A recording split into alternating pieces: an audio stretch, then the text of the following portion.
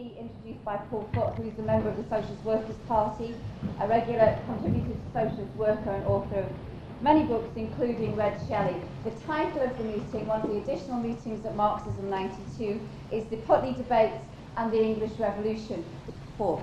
Right, comrades, I'm sorry I'm late, but as John Rees so perceptively remarked there, I had to finish the chapter.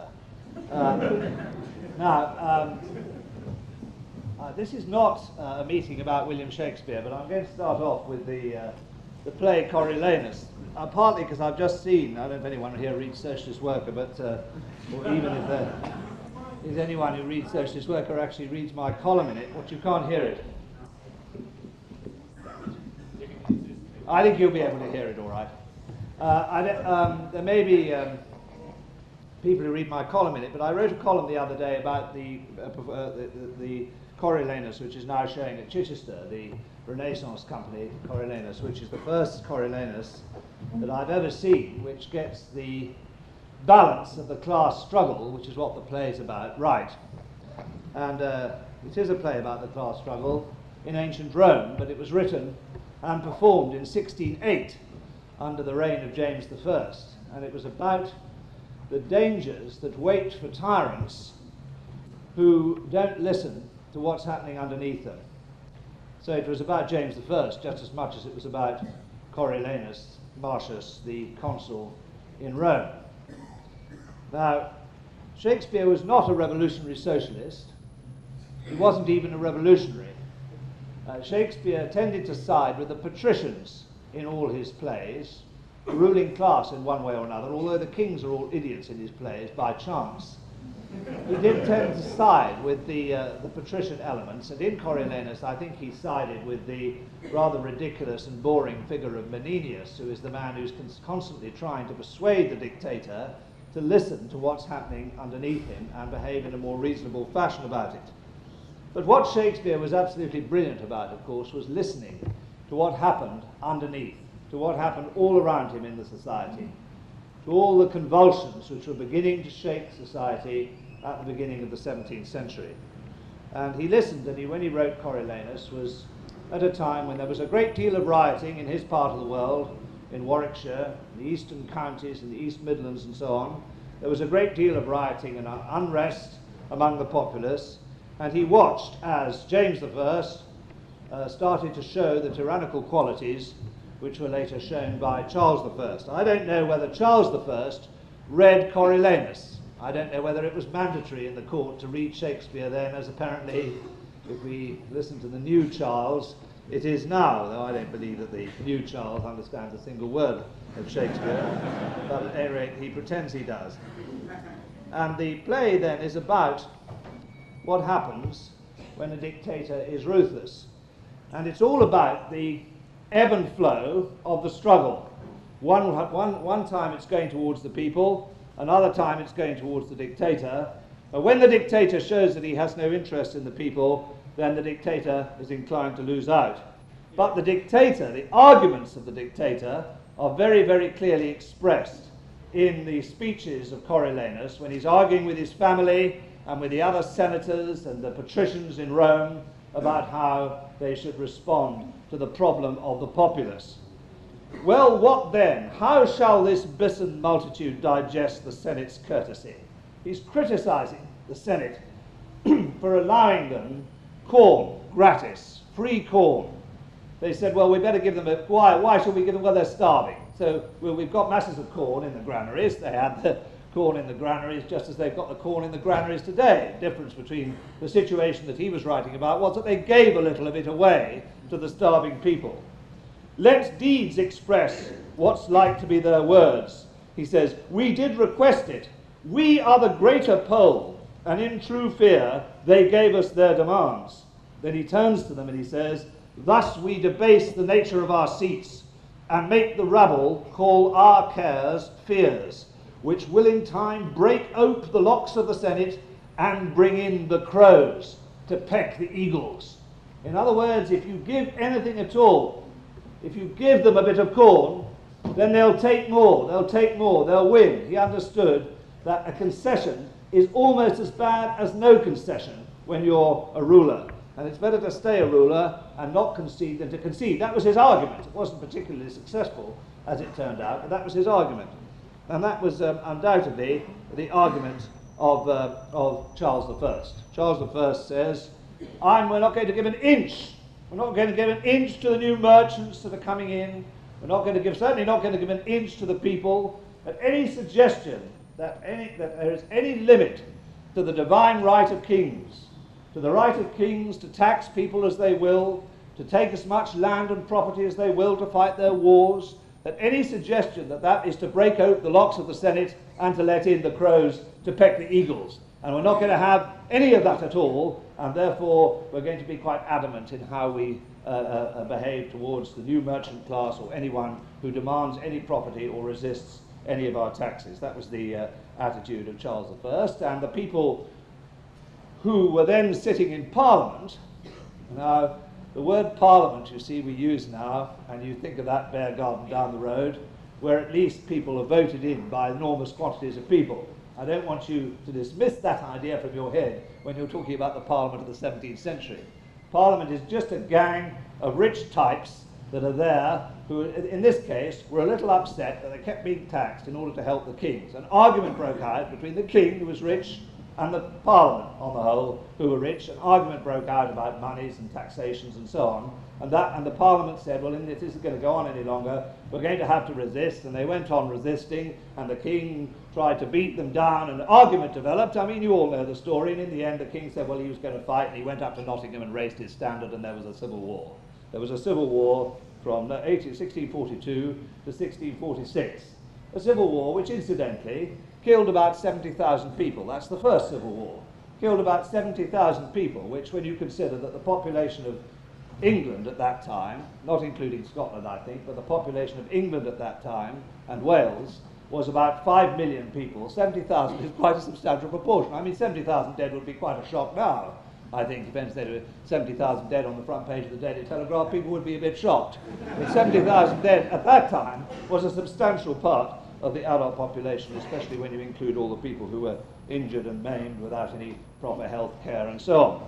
So the battle, as it started, the Civil War, 1842, 1843, on the whole was a stalemate. It was a stalemate. I mean, for instance, the Battle of Edge Hill, nobody won it. You say, who won the Battle of Edge Hill? Nobody really won it. It was a stalemate. And one of the reasons that it was a stalemate was the people in Parliament didn't really want to beat the king. They weren't particularly anxious to beat the king. They didn't want to lose to the king either. They didn't want to beat the king, because beating the king would let in all sorts of crows to peck the eagles, wouldn't it? If you beat down a king, I mean, what could be worse than that? You knock a crown off somebody's head, who knows if somebody's going to take some land from you the next day if you do something like that. So there was a kind of stalemate. The stalemate was solved, to a large extent solved, by the creation of a new army by the Parliament, by the section of the Parliament that really wanted to win the war rather than wanted a stalemate, led by people like Oliver Cromwell, demanding of Parliament that they finance a new army, an army which up to then the armies had really been hired, just brought together by people who brought their tenants together and went to try and raise an army by bribing people here and there in order to fight a battle.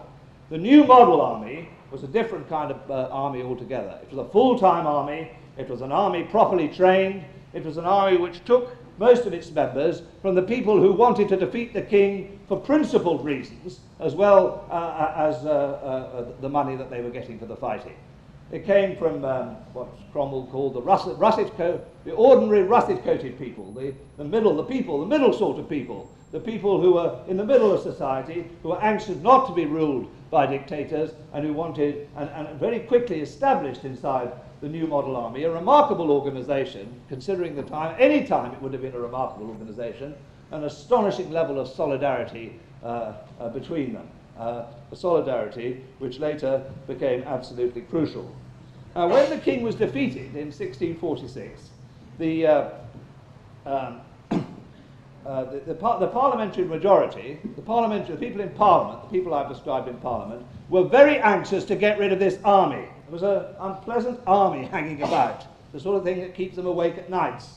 They're sleeping there. Yes, we've dealt with the king. The king's not dead, by the way. The king's just mucking around somewhere. In fact, what the king's doing is plotting to bring in another army from somewhere else, Ireland or France or something, to defeat them, but they don't know that. We've defeated the king. That was a wonderful job old Cromwell did. Give old Cromwell a pat on the head. Fairfax is a wonderful general, provided they haven't got an army. We like the generals without an army. And what we don't like is a lot of russet-coated people, ordinary people, middle sort of people, hanging around in Saffron Walden and places like that, with nothing to do except think about why they fought the war. We don't want anything like that at all. So therefore the important thing to do is to disband the army. That's the important thing.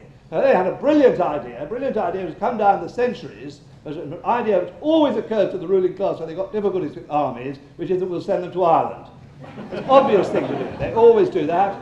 There's Ireland, we can subjugate Ireland. Any difficulty that any ruling class, British ruling class have had in the last 700 years, they've had any difficulty at all, are off to Ireland to subjugate it. That's been their policy. Subjugating Ireland is one of the things you do as a kind of reflex action when there's some difficulty. And so they put the proposal to the army. We suggest that you disband and go and fight in Ireland. You don't have to hang around alive in Saffron Walden, you can go and be dead in Limerick or somewhere of that kind. This proposal, as you'll be surprised to hear, didn't go down too well in the New Model Army. They didn't like the idea at all. And they started, resisting in all kinds of ways. They started petitioning for demands. For instance, they started petitioning for their pay.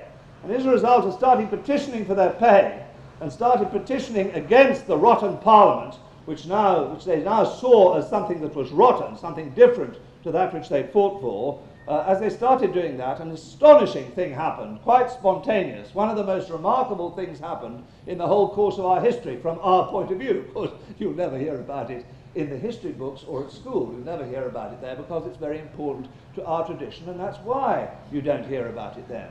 But what happened spontaneously in the New Model Army as a result of the reaction to the call for their disbandment, what happened spontaneously was that they started to elect their own representatives.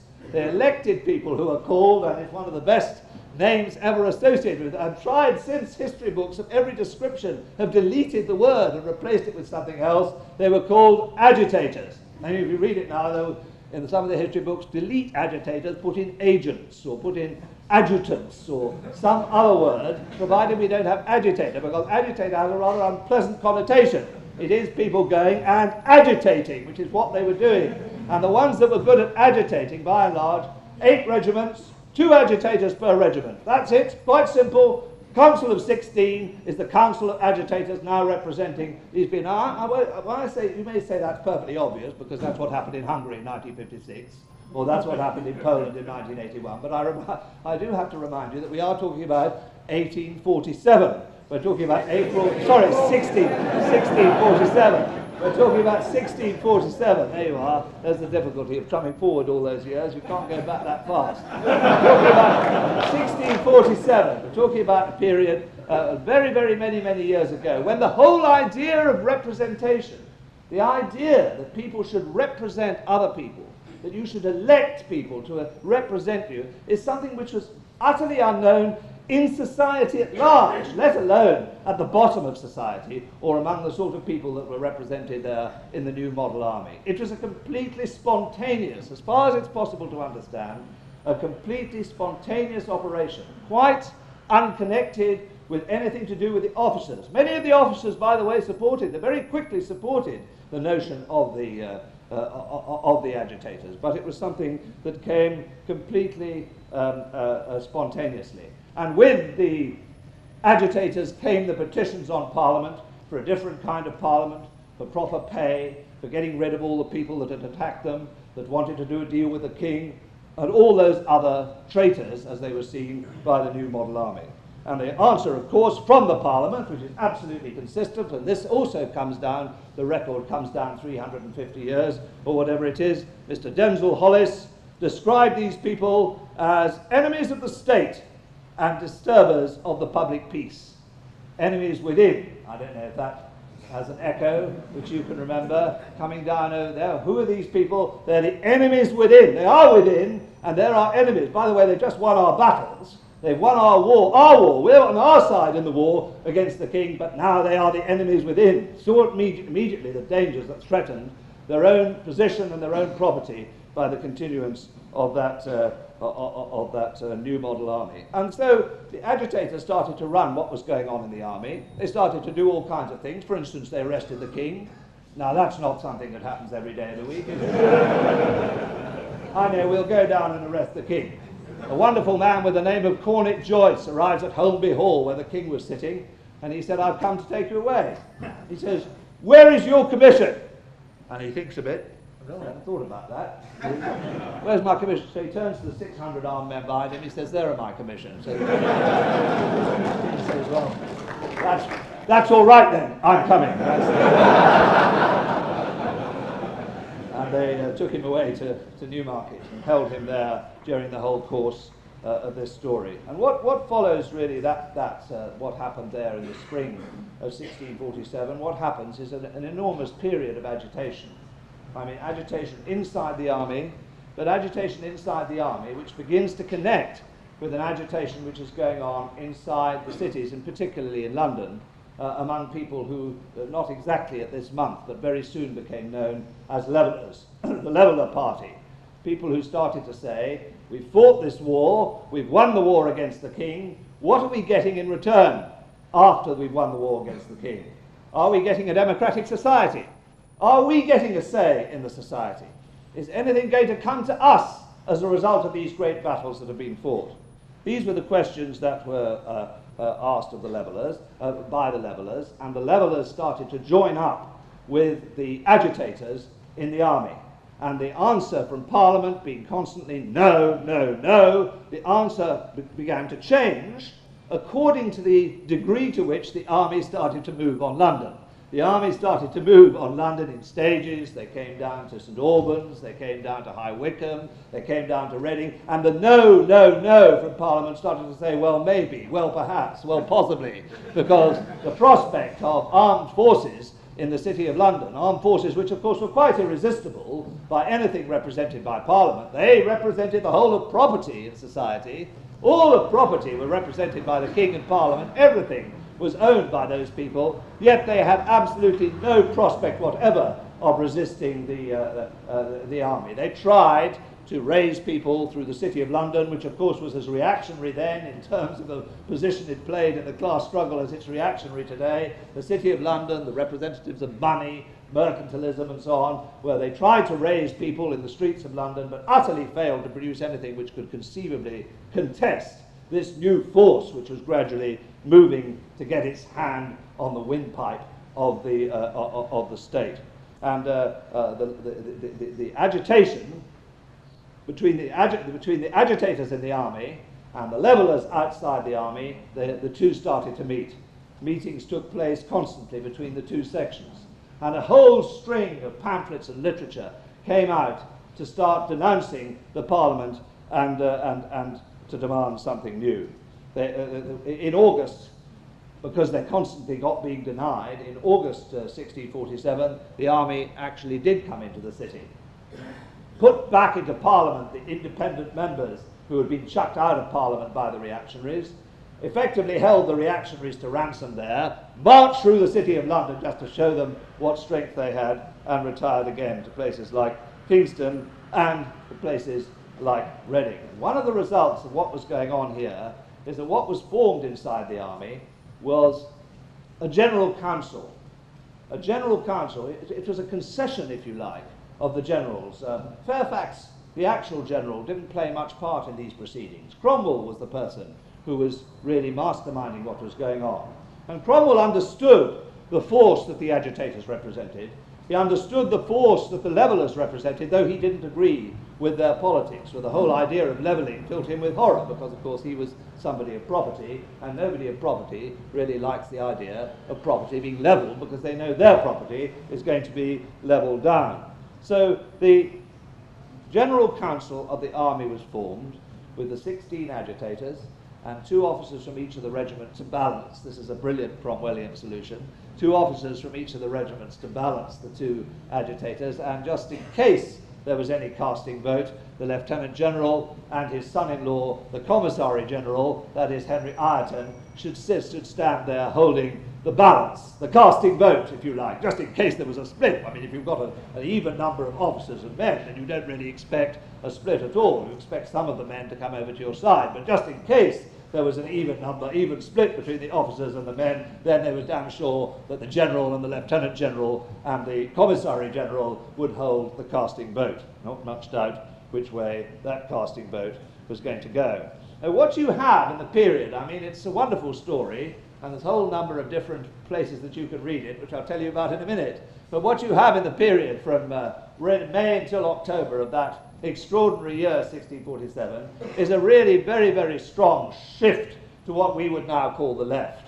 A shift to our side, a shift to the bottom people, the middle people. That, with each new move, with each movement of the army, with each joining of the agitators and the levellers, you have a shift away from the people who are in property, away from certainly the Presbyterian majority, the reactionary majority in Parliament, but even a shift away from the independents, the people who were more militant about the defeat of the king. Every time there was some attempt to join up with the king, to re-establish relations with the king, that was beaten down or dealt with in some way by the army and by the agitators. And there is this tremendous shift during this period to the left, a very exciting situation. The levellers and agitators gaining ground, unrest in London almost every day, a totally discredited parliament, and meetings of the General Council of the army eventually called every week. Now this is the background to the debates which took place. So the army was encamped at Putney at the end of October and the beginning of November 1647. This is the background to it. And one of the reasons why, history is so much of it is accident. One of the reasons why these debates are so famous, why everybody talks about them, I mean, everybody's heard of the Putney Debates. Even that you have heard probably at school.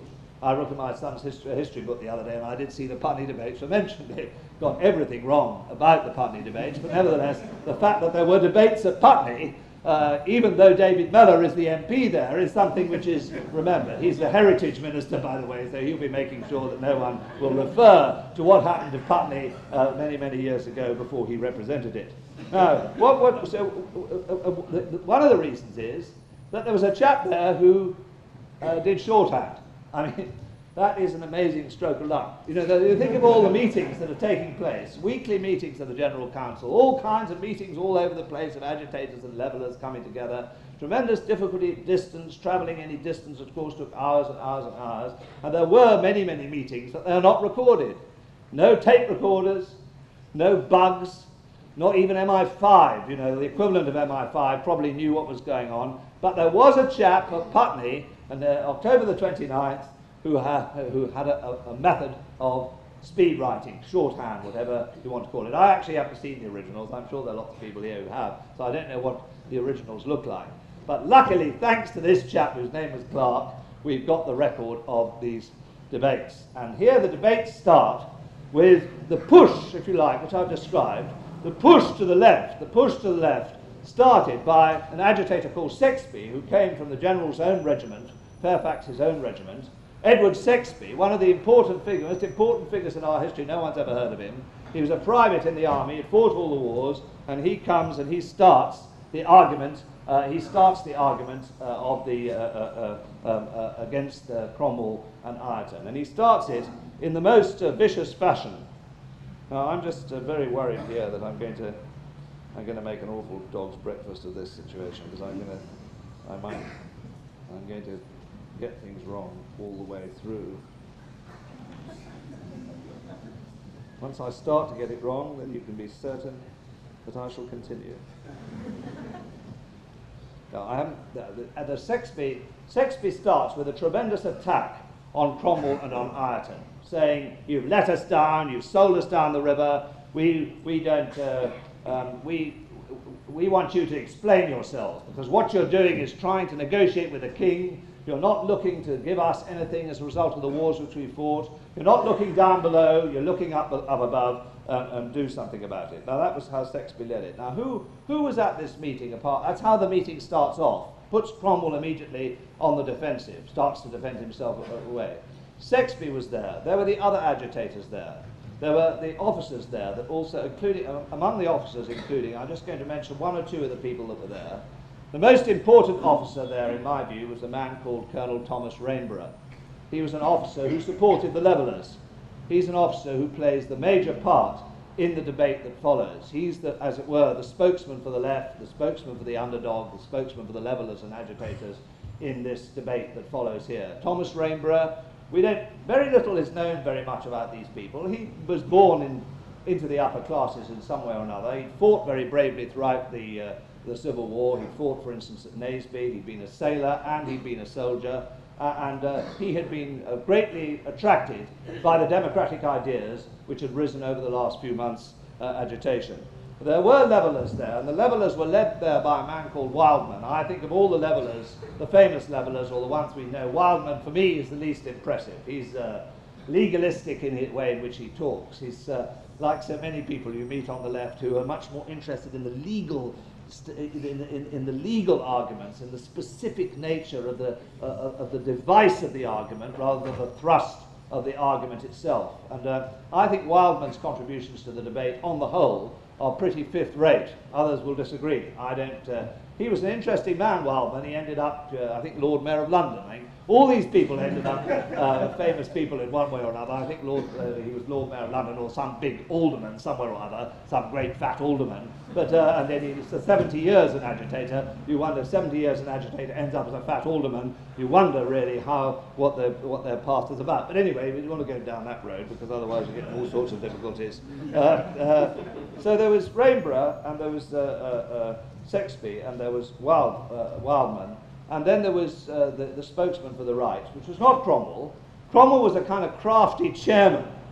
He was sitting there, and you could just imagine him, very, very charming. Do you know what I mean by the charming chairman? Oh, let's have a word from Mr. Shakespeare. I thought Mr. Shakespeare slightly exaggerated the position. What a pity he spoke with such fierceness. I wish he would calm his view. All the way through, yeah, Cromwell said, do please talk to each other properly. Don't speak unpleasantly about these things. Oh, no, here's Thomas Rainsborough getting up. Do shut up, Thomas. You shout out. This sort of thing, consistently all the way through. Cromwell chairing this thing, you know, like the kind of middle-of-the-road Labour right-winger, sort of looking around all the time just to see that nothing gets out of hand. That's craftily done, though, because he knows which side he's on, like the Labour right-winger. In the end, he knows which side he's on. He knows that Ireton, one reason he was on Ireton's side was Ireton had just married his daughter, but there were other reasons.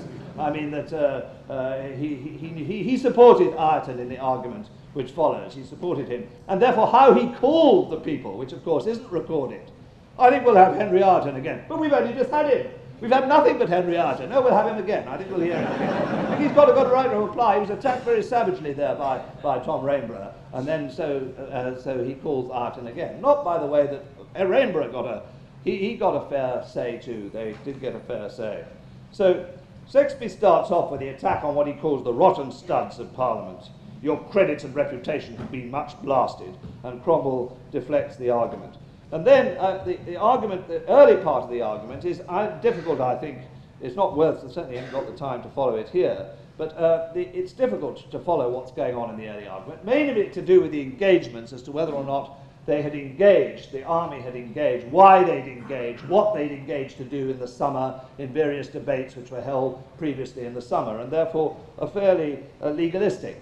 But then there comes a moment on that first day of the debate, the moment when it starts off, when the debate suddenly starts off. And it's almost like a brush fire, this argument. It doesn't sort of start from the whole purpose of these debates and the General Council and these arguments, the purpose of it was to establish some kind of proposals which they could put in order to solve the problem of the king, the problem of the Parliament, what would happen after the war. They wanted specific proposals. They've been forced really by the movement from below to include in the debate about these specific proposals people from below. But the argument which blows up suddenly blows up because a document is presented which has been written by the Levellers and which is called the Agreement of the People.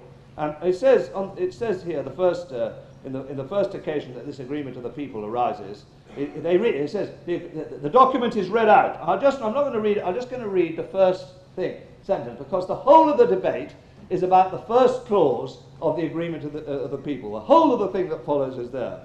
that the people of England, being at this day very unequally distributed by counties, cities and boroughs for the election of their deputies in Parliament, ought to be more indifferently proportioned according to the number of the inhabitants, the circumstances whereof, the number, place and manner are to be set down before the end of this present Parliament. Now, I'm sure you're all absolutely shocked at that revolutionary proposal. That people should be represented in Parliament. We're not even saying one man, one vote, because the women were never even discussed during the whole of this argument. We're not even asking for that. We're not asking for one man, one vote. We're saying they should be more indifferently, I'm not quite sure what that means, but I think it's obvious what it means, more equally represented. That the constituencies ought to be, because what you had was a rotten little parliament where people just appointed, rich people simply appointed their placemen and nominees to go to Parliament. That's what you had in Parliament at the time. And what needed to be was a more equal representation. That's what it was. And the minute this is read out, Cromwell said, these things that you have now offered, they're new to us. Actually, they weren't new to him at all. It's complete baloney that they were new to him, because there were a whole stream of pamphlets during the whole period of this agitation which called specifically for manhood suffrage. The case of the army truly stated, which is another leveller pamphlet which was written in those months, openly said that the vote should be for everyone over 21 who was a freeborn Englishman. That's how they put it. Every freeborn, this wonderful word, freeborn. I mean, this notion of, that you're born free, that actually at the moment in the maternity hospital there's a glimmer of freedom before the axe. It's quite untrue. It's just as bad in the maternity hospital as everywhere else. But anyway, people developed this notion of the free-born English man, not English woman, by the way, the free-born Englishman, and all free-born Englishmen should have the vote. So that was read out. And Cromwell said, that's new, yeah, that's interesting, you've raised an entirely new matter. You can see the thing happening in a meeting, huh? Yes, that's an entirely new, that's not on the agenda. That's not on the agenda. What's that? Equal distribute, not on the agenda. Well, I'm proposing, let's have a committee. Have a committee. You see in the union conferences, they say, will you please send this back to the National Executive? Will you please vote? Yes. And that's gone back, and that's the end of it, isn't it? That's the end. So he proposes a committee. Well, as a matter of fact, the committee was held on this occasion. And it's at the committee, because that debate ends on the 29th of October, and the committee that takes place on the following day, the 29th, sorry, that's the 28th of October, on the 29th of October, it's the committee meeting, which actually is not held in Putney Church. Everybody says that the committee meeting was held in the quartermaster's headquarters. The first meeting was held in Putney Church. The second meeting is held in the quartermaster's headquarters on the 29th of October, and that is the meeting where the real debate begins to take place. That's once again what happens is that they read out the paper called the agreement read. It takes a long time to get round to it. A lot of trying to not to get round to it. They spend a tremendous amount of time praying, an awful lot of time. The whole morning praying. Rainsborough said he was ill, couldn't get to the prayers. I know exactly how he feels. Staggering in with a bad stomach, I really couldn't make it to the prayers. I'm awfully sorry I missed the prayers, General. Let's get on with the argument. And that was it. The whole of the morning in the prayers, in the afternoon they start to come to the argument. The paper called the agreement read. Now, what can I do here, comrades? I can only do little bits here because I haven't got an awful lot of time. But I just try and give you a flavour of the debate. Ireton. The exception that lies in it is this. He comes straight away after the reading of the agreement. It is said the votes are to be distributed according to the number of the inhabitants, the people of England, etc. And this doth make me think that the meaning is that every man that is an inhabitant is to be equally considered and to have an equal voice in the election of those representatives, the persons that are for general representative. And if that be the meaning, then I have something to say against it. And then he says, but if it's something else, I won't say against it. And then he says, the reason why he's against it, whether these men whose hands are to it, or and he's saying he's got something against it. And it's then, there's an argument, he starts talking about what laws exist. Were there laws before the conquest, or are we talking about laws which were put in by the Norman conquest? And this is rather legalistic, so on. And then suddenly an officer comes in and says, Petty, We judge that all inhabitants that have not lost their birthright should have an equal voice in elections. And then there is this famous intervention from Rainsborough, which you should all know by heart. I dare say you all do, so I'm going to read it to you again. For really I think, he says, I desire that all those that are engaged in the war might be included. For really I think that the poorest he that is in England hath a life to live as the greatest he. And therefore truly, sir, I think it's clear that every man that is to live under a government ought first by his own consent to put himself under that government. And I do think that the poorest man in England is not at all bound in a strict sense to that government, that he hath not had a voice to put himself under. And I am confident that when I have heard the reasons against it, something will be said to answer those reasons, inasmuch that I should doubt whether he was an Englishman or no that should doubt these things. And Ireton comes straight back.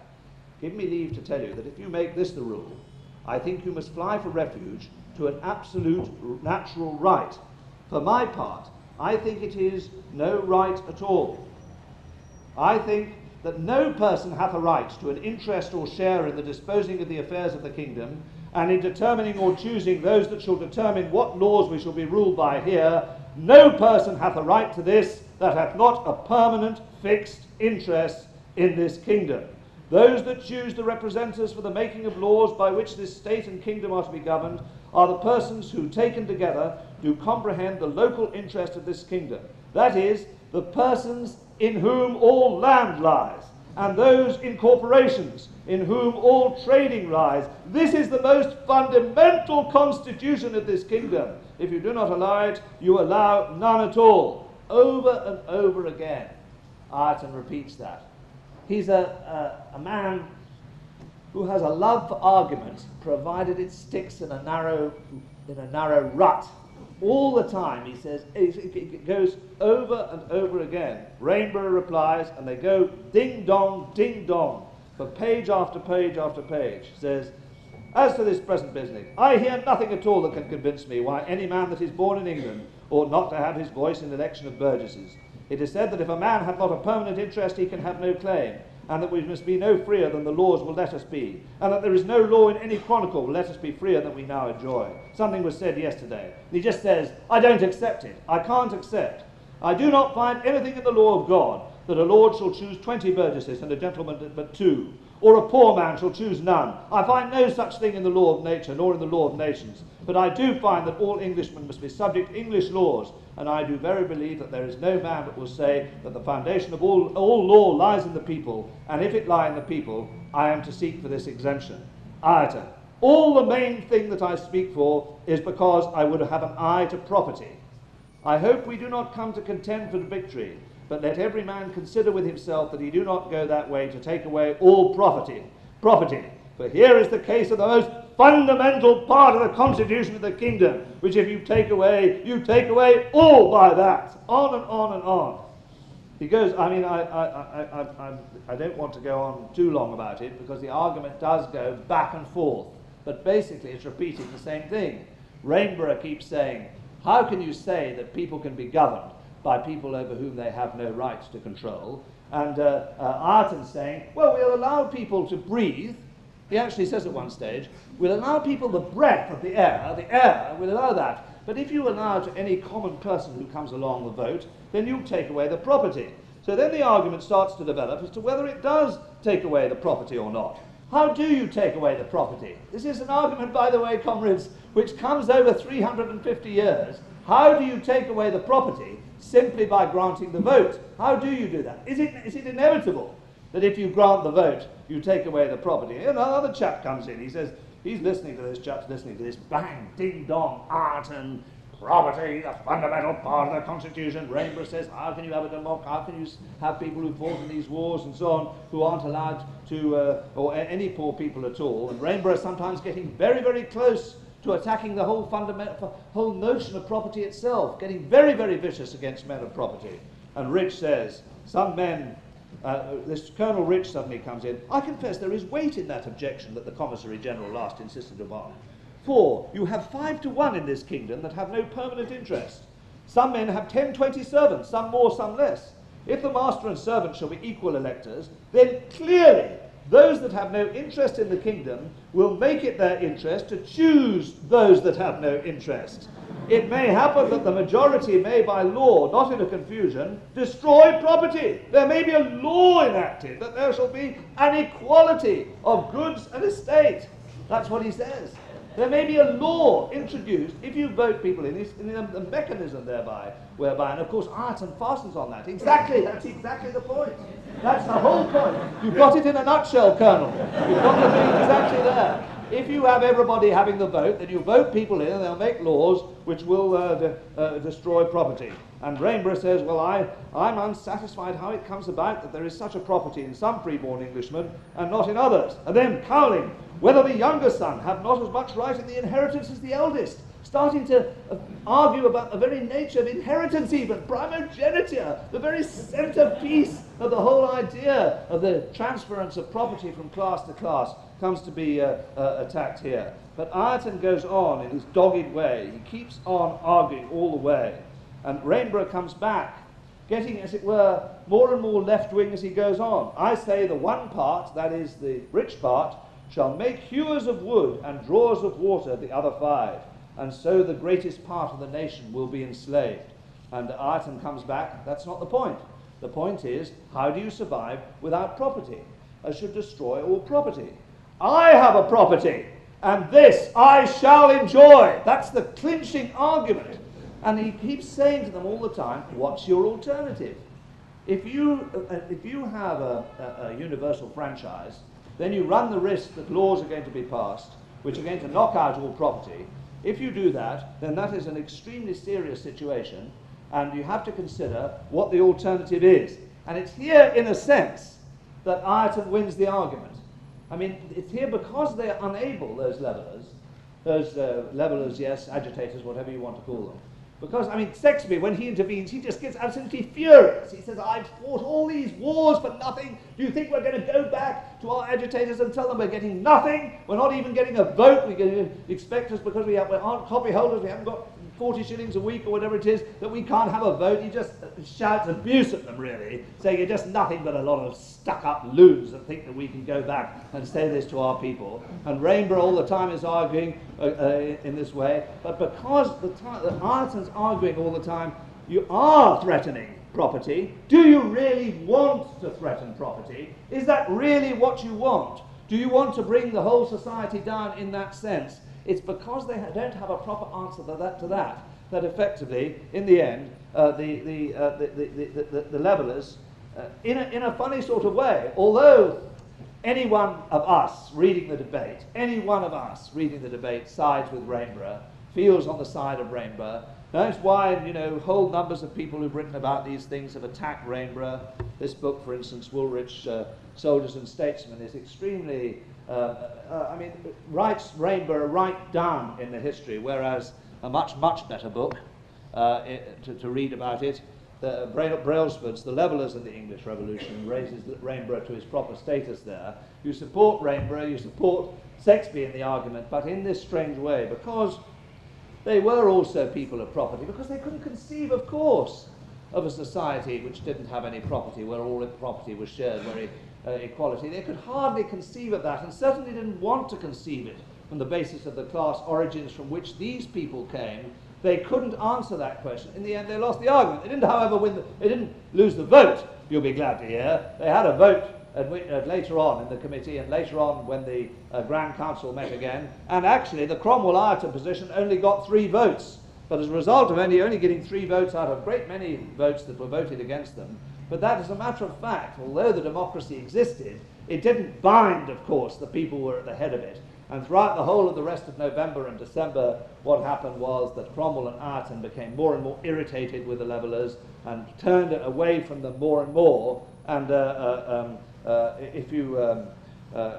in a sense, the whole argument really got lost in what later happened, which was the Second Civil War, the execution of the king, the subjugation of Ireland, incidentally, in which Ireton played a major role. If anybody knows anything about Irish history and the sacking of Limerick, for instance, and Waterford, the sacking of Limerick and Waterford, you know that in the period of the English Civil War, 40% of the population of Ireland were wiped out. The sacking of Limerick and Waterford were carried out, of course, by General Ireton, and Ireton became the government's chief representative in Ireland, and he was there when he eventually died.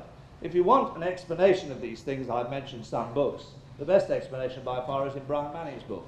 If you want to understand why it was that the Levellers couldn't clinch the argument, or didn't win the argument, in a sense, when you look back, Ireton does have the edge of the argument, because he keeps saying, we have a situation where property is distributed in this way. If you want to change it so that there are no rules about property, then you must set down exactly what it is you want to say, and we must discuss it. And because no answer came, in terms of the legalism of the argument, not in terms of the spirit and the class nature of it, which unquestionably one supports the Rainsborough and Shakespeare and the like, lost in that way, and that's very, very clearly explained in the last few pages of the last 50 or 60 pages of Brian Manning's marvellous book.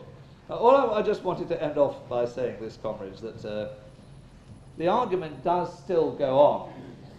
I mean, this one of the reasons why it's so exciting to go back and read about this and weave yourself into these debates and what was happening at these debates and try to picture the characters of the people there, is that this argument is still very, very much part of the political agenda. The question of the franchise, you see, after 1640, really for 200 years, almost 200 years, the franchise was almost completely undisturbed. The Parliament at the time of the French Revolution in this country was only just marginally, not even us worth considering, marginally less corrupt and rotten than the Parliament in the 1640s, than the Parliament at that time. I mean, it was still such a minority which elected the Parliament that it couldn't properly be described as an elected Parliament at all.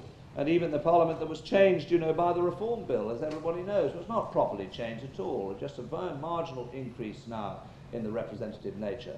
And the Chartists fought for the franchise, and they fought for it in a revolutionary way, in such a way that brought Karl Marx to say that the granting of universal suffrage as a result of revolutionary upsurge from the working class would be equivalent to political power for the working class in Britain, which is why, of course, the Chartists were so viciously opposed, because what was going on in the heads of the ruling class, the Liberal parties and the Whigs and the Tories at that time, what was going on in their heads was the same thing that was going on in the head of Ireton in 1647. 1884, agricultural workers. 1918, all of women, or most of women. All these votes gradually conceded bit by bit, and conceded bit by bit in circumstances in which the argument, will the granting of the franchise immediately lead to the control of property going out of the hands of the ruling class? That was the central argument which dominated the ceding of the franchise all the way through the 19th century, all the way through right up to the beginning of this century when the vote to women was granted. Why should it not be granted? Because of property. That's reason all the time. Why should it not be granted? Because of property. Why should it be granted? Because we want to establish a society where property is more evenly distributed. And it's just necessary to say that here we are. We've had the whole of the 20th century in which this argument has gone on. We have had universal franchise, universal suffrage in many, many countries. Just dealing with this country in the moment, we've had this universal suffrage effectively for 100 years. Or almost 100 years, 80 years. For 80 years we've had universal suffrage in this country. And if you test out Ireton's argument, the end of all property, it's the end. The fact of the matter is that property is as strong now, in terms of a whole century, if you like, to discover the answer to this argument, a whole century to discover the answer to it. The answer is that property can remain untouched, and it knows how to use the power that it has to control the franchise so that the franchise does not turn into a serious class weapon. It irritates them, annoys them, they'd still rather do without it. In many cases, they'd still rather do without it. But the more sophisticated ruling classes, of course, have managed now not only to weather the storm of the franchise, but also to use the franchise and its parliaments as a method of class control. In order to ensure that we behave properly, they say, well, the elected parliament has said that you should do it. And so the argument, that's the crucial point is this. so elementary that needs to be stated again and again and again, that a society in which a man who owns 5 newspapers, a man who employs and runs the lives because he employs of 5,000 or 6,000 people or 100,000 people or whatever you like, a man who owns all kinds of machinery, who has access to the media, who is an enormously powerful and wealthy citizen and has one vote, is not equally represented with the man who has one vote, who is out of work and has no money whatsoever and has no control over that society or whatever. That is not an equal representation. It is plainly not an equal representation. And it's because it's not an equal representation that the notion simply of universal suffrage, of the franchise for everyone, is not a notion necessarily that will conquer the property. Now, it was revolutionary in 1647, and it was revolutionary in 1839. It was revolutionary to say these things. The bastards on the top have managed to control it since, and we have to look beyond and to say, yes, okay, we stand in the tradition of Tom Rainsborough and Edward Sexby and George Julian Harney and the Chartists. We stand in those traditions. In that tradition, we say they had a great struggle. We have an even greater struggle because we've got to show that it's not just the vote that we're after, but it's the property as well.